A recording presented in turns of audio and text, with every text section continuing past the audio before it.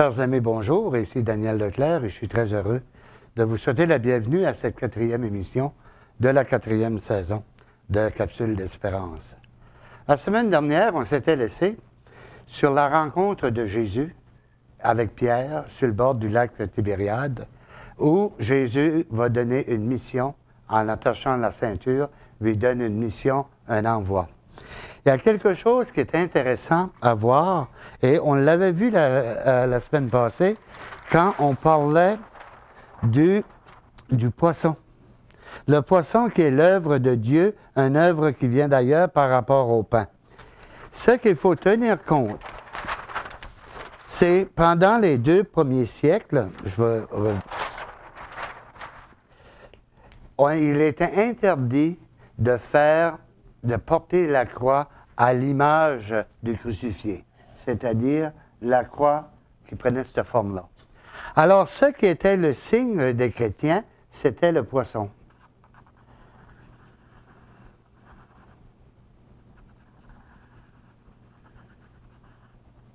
C'était le poisson, puis ça s'appelait ictus. C'est-à-dire, quand on voulait, parce que la maison de Pierre, après la résurrection de Jésus, était devenue une maison de prière. Et c'était parce qu'il devenait le responsable, le premier de tous les apôtres. Et il devenait, alors, il y avait la maison de prière. Et au lieu de dire c'est une maison de prière, là, on va dire ictus chez Pierre ce soir. Ou en fin de semaine, à une telle heure. Ictus voulait dire, et ça vient du grec,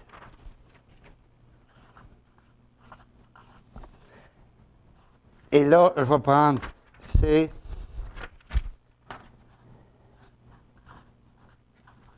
Jésus,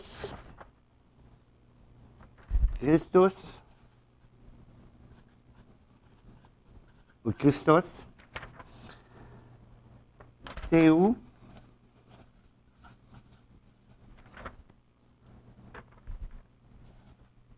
Ios, et Soter. Ça voulait dire, ici c'est Jésus, Christ. Théos voulait dire Dieu, Ios voulait dire fils, alors fils de Dieu. Et Soter voulait dire sauveur.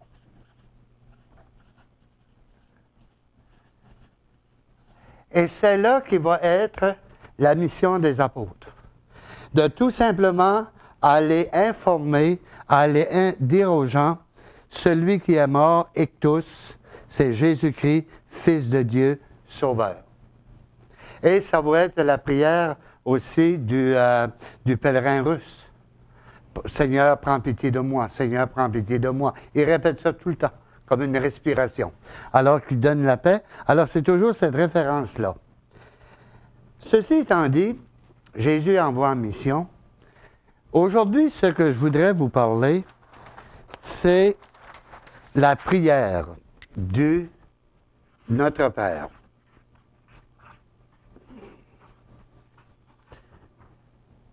La prière du Notre Père que nous récitons, on en parle un peu, on en parle dans Matthieu d'une façon plus explicite, mais c'est aussi une prière œcuménique où, à la suite de Vatican II, on s'est entendu sur des termes pour avoir plus une approche œcuménique avec les différentes religions chrétiennes, pour qu'on s'entende que c'est la prière de Jésus. Quand j'étais curé au Nouveau-Brunswick, souvent dans des événements, surtout par rapport à la confirmation, pas la confirmation parce que c'est l'évêque qui présidait, mais par exemple à la communion, expliquer la prière aux enfants. Souvent, ça arrivait à la période du Notre Père, après la prière eucharistique. Il y avait un jeune qui venait, puis c'était arrangé, il y avait ses feuilles devant lui, puis il y avait le micro, puis on avait un Notre Père dialogué. L'enfant priait et le prêtre, dont j'étais, faisait le rôle de Dieu. Alors, ça arrive à dire Notre Père qui est aux cieux. Et là, le prêtre va dire, oui. Et là, l'enfant arrête, mais il dit, qu'est-ce que t'es? Je suis celui que t'appelles. Il dit, j'appelle personne, je dis ma prière. Oui, mais il dit, tu viens de m'appeler. Alors, il reprend, notre Père qui est aux cieux. Le prêtre dit encore, oui, mais tu viens de m'appeler encore. Puis là, le type ne sait pas comment réagir. Et il dit, continue ta prière. Et il va dire que ton nom soit sanctifié.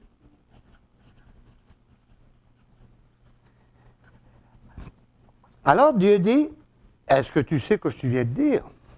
Le type dit, non, j'ai aucune idée, mais c'est dans la prière, puis c'est comme ça qu'on m'a appris de le dire, puis c'est comme ça que je vais le dire.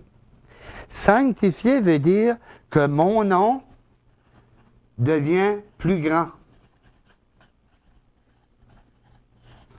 Plus grand dans le vocabulaire, et c'est référence avec le premier commandement, tu ne profaneras pas Dieu. Alors, je suis plus grand, mais je suis aussi celui qui est présent à travers de l'autre. Si tu veux sanctifier ton Dieu, tu as tout simplement à prendre ton frère et vivre une relation de dignité. Et on revient à la dimension de la croix. Alors, il dit que ton nom soit sanctifié, et là, Dieu qui va dire, est-ce que tu sais ce que tu viens de dire? C'est que pour sanctifier mon nom, il faut que tu me respectes chez les autres. Ton attitude envers les autres est une attitude envers moi. Puis là, le gars ne sait plus s'il doit continuer à prier ou pas. Alors, Dieu dit, continue. Là, il va arriver, puis il dit, que ton règne vienne.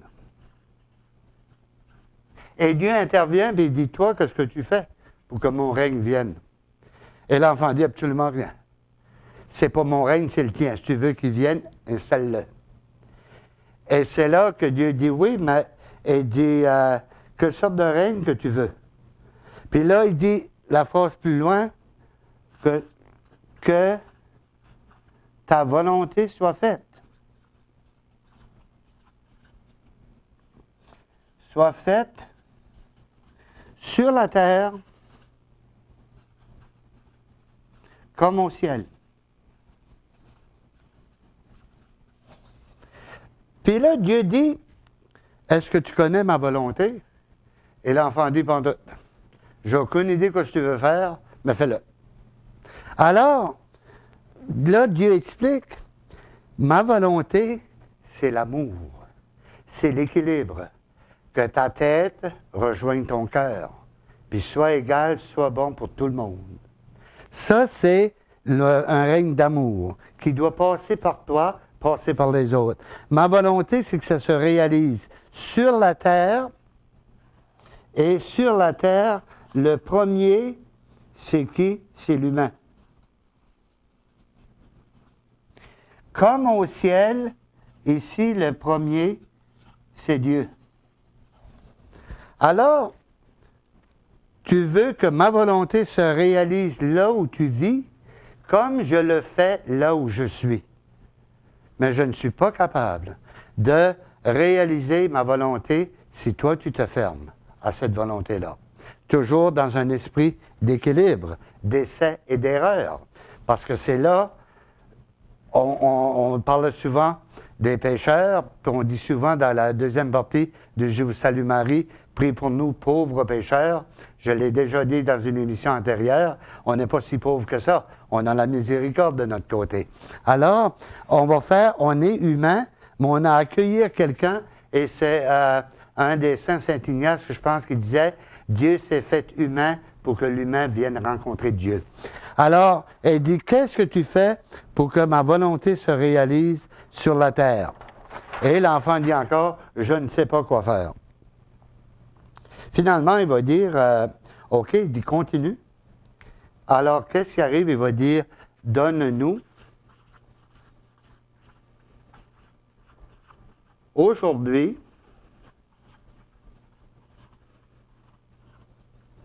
notre pain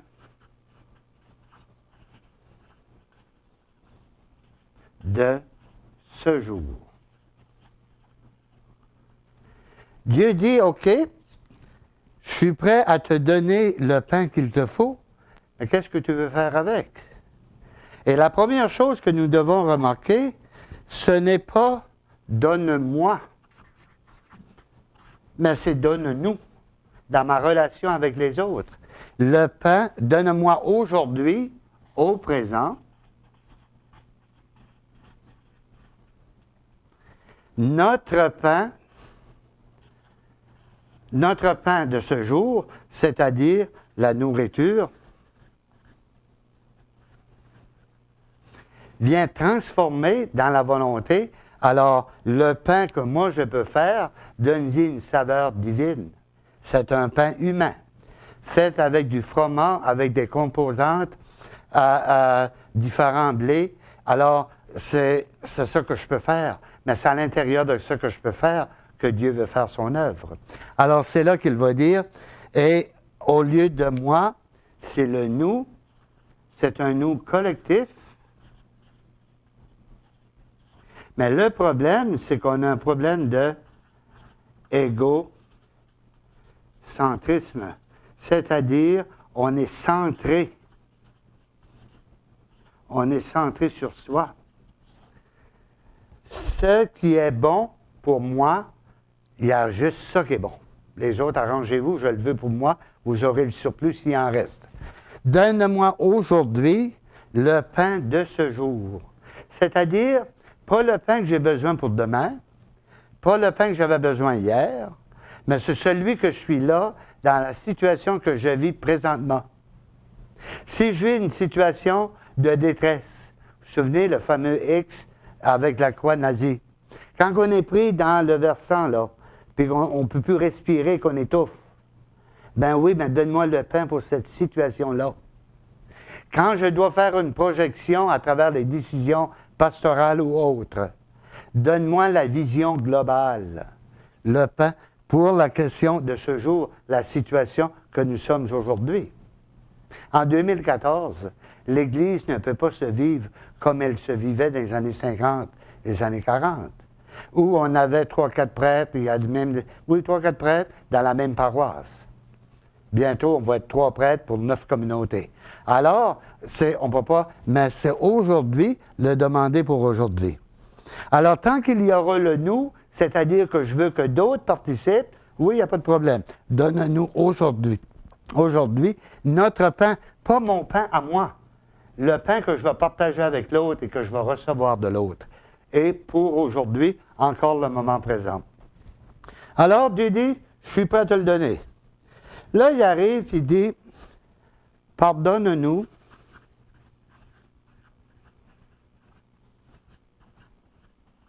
nos offenses.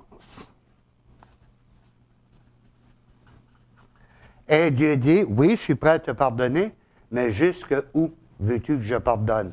Et là, il répond, comme nous pardonnons à ceux qui nous ont offensés.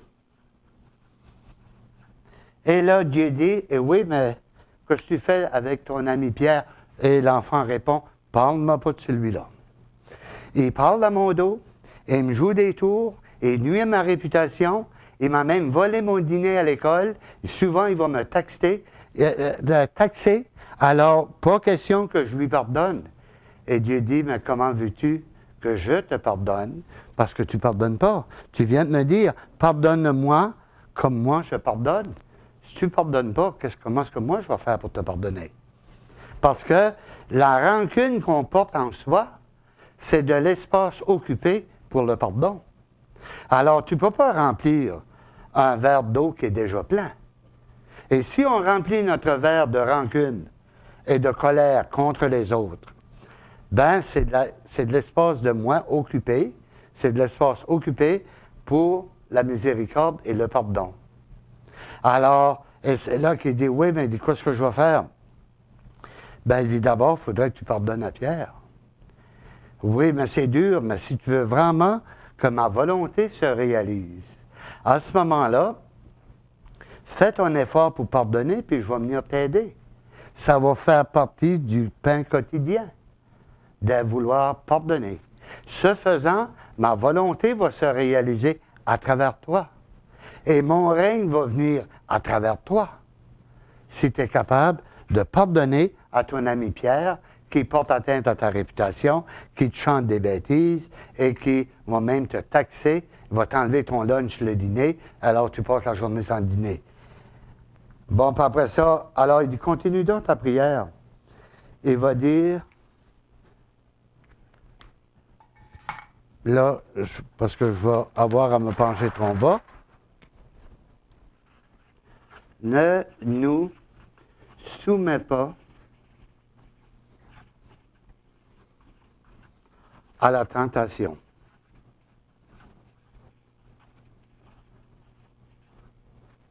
Alors, ne nous soumets pas, c'est-à-dire qu'ici, on l'a déjà vu dans une émission, une saison précédente, que soumettre, c'est le mot soumission,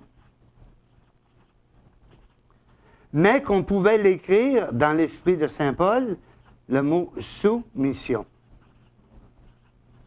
C'est-à-dire, ne me fais pas faire de ma tentation de me venger une mission à l'intérieur. Fais-moi pas faire semblant d'aimer. Fais-moi pas faire semblant d'être chrétien. Ne nous soumets pas. Mais ce n'est pas Dieu qui ne nous soumet pas. Alors, ils vont dire souvent, ne nous laisse pas tomber en tentation. La tentation, c'est toujours en fonction d'un choix. Il y a des choix qui sont difficiles à faire parce qu'il faut toujours vivre avec la conséquence.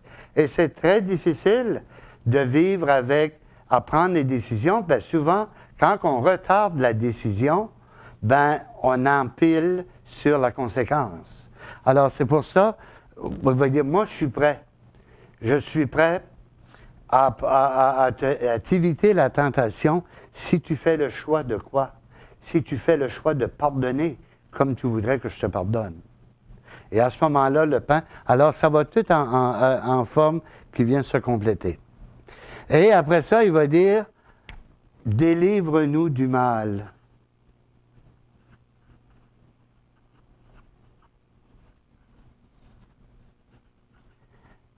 Délivre-nous du mal, c'est d'arriver et Dieu va dire, certainement, je suis prêt à te délivrer du mal. Mais toi, choisis mon amour plutôt que les relations humaines, que sers-toi pas des autres pour me reprocher l'amour. Sers-toi de moi pour mieux aimer les autres et avoir un esprit d'égalité. Et c'est là qu'il va dire après ça à la fin, puis délivre-nous du mal, c'est aussi le grand mal, c'est l'égoïsme. OK? C'est l'orgueil.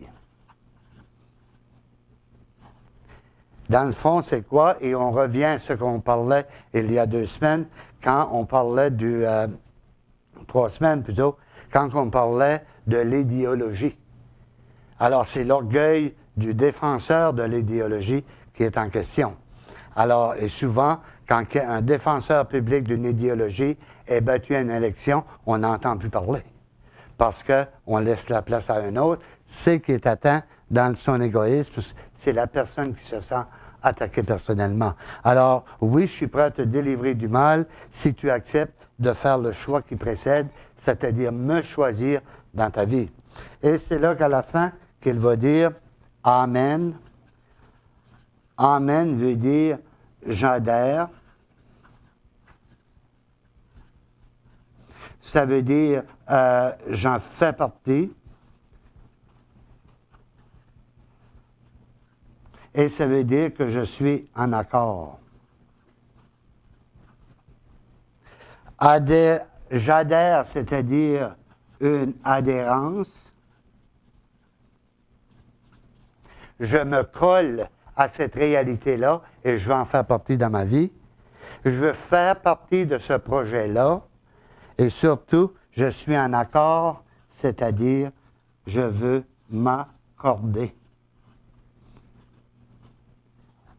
Quelqu'un disait, accordez-vous, c'est si beau de l'accordéon.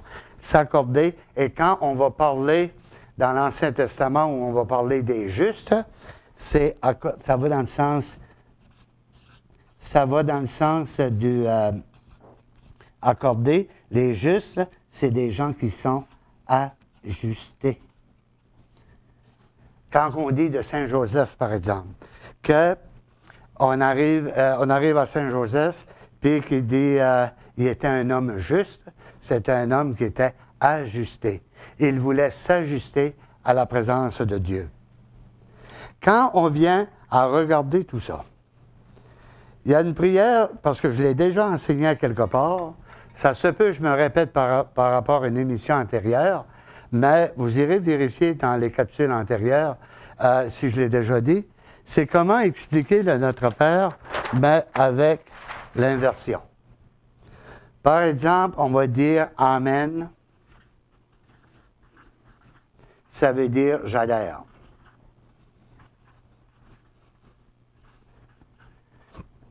J'adhère, mais j'adhère à quoi? D'être délivré du mal. Mais comment est-ce que tu veux être délivré du mal? C'est-à-dire, ne nous soumets pas ou ne me laisse pas me soumettre à la tentation.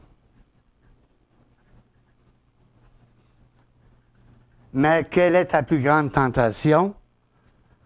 Comme je pardonne. Comme nous pardonnons.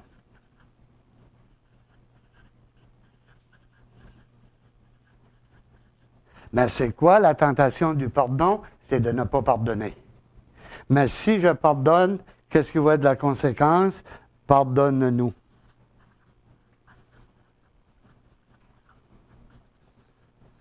Nos offenses. Oui, mais c'est quoi le pardon en soi? La phrase qui précède, donne-nous aujourd'hui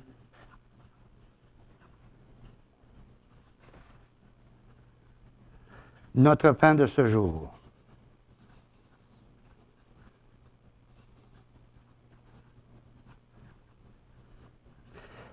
Mais c'est quoi le pain? Qu'est-ce que ça va amener? Si que je te donne le pain que tu vas avoir, bien là, on arrive avec la phrase qui précède, parce que ta volonté